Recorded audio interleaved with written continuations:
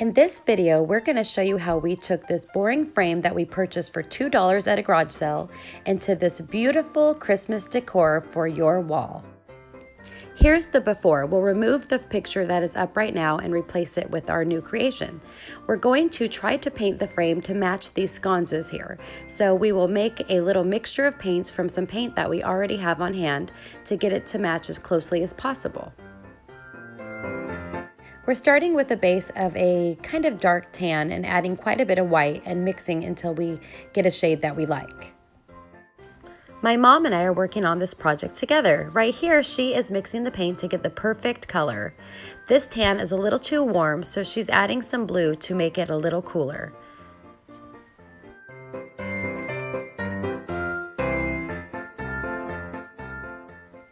Now that we've mixed the perfect shade, it's time to apply it to your frame. I'm just using a cheap chip brush here and spreading it all around the frame.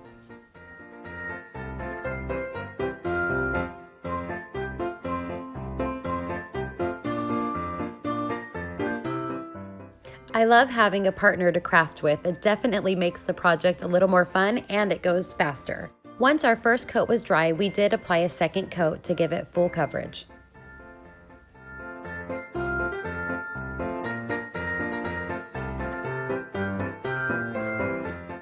Once the frame was dry, we went in to distress it some. We found that we did not have any sandpaper on hand, so we were using these very coarse pads to try to distress it.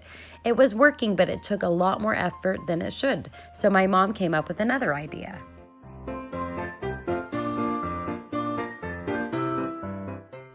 Here she is using those same pads, but she's added some water to it and doing a wet distress. This worked really well, and because the pad was wet, you could smear a little more paint onto the spots that you felt you distressed a little too much. By using water, it does reactivate the paint, therefore you can wipe it away or add it back on.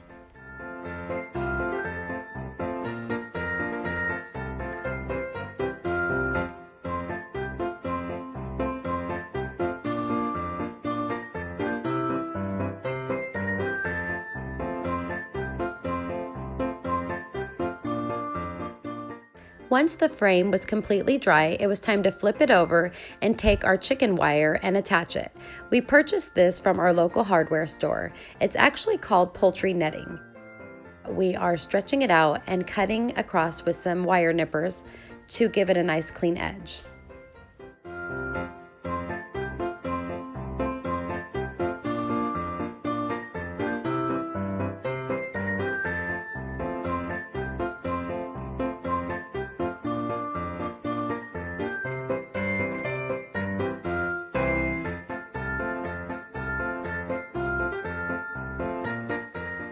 Now we're stretching it across the frame and cutting it to length. Once that's done, we will use our staple gun to staple it into place. I'm on the other end pulling it tight so that my mom can staple. I think the important step here is to make sure you're giving it a little tension as you staple so that you won't have any sagging in your wire netting.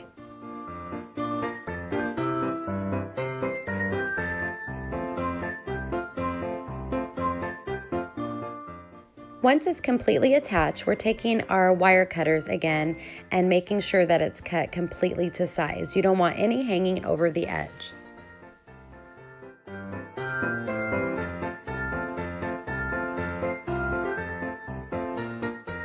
Because this leaves a bit of a rough surface, we're taking strips of brown paper bag. We've cut these just to size, and we're using a hot glue gun to put them in place, placing it along the edge on the back of the frame.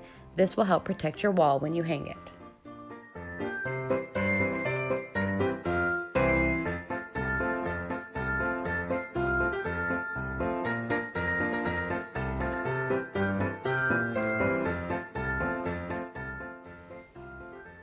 Now that the frame is completely protected with the brown paper bag, it is time to put on the hardware to hang it back up.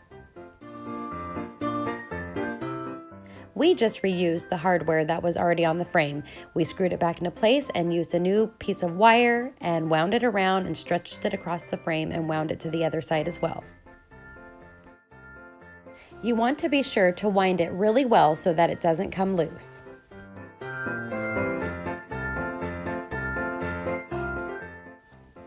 Next, it's time to hang it on the wall and see if there's any adjustments that need to be made. Once you're happy with the placement, take a Christmas wreath and hang it to the chicken wire on this frame. Or you can do as we did and redecorate an old wreath with whatever decorations you'd like. Here we're adding some pretty snowflakes that we picked up at the Dollar Tree. And at the bottom, we're putting on a sweet little sign that says "Let It Snow" that my mom actually made from hot glue and glitter. It turned out adorable.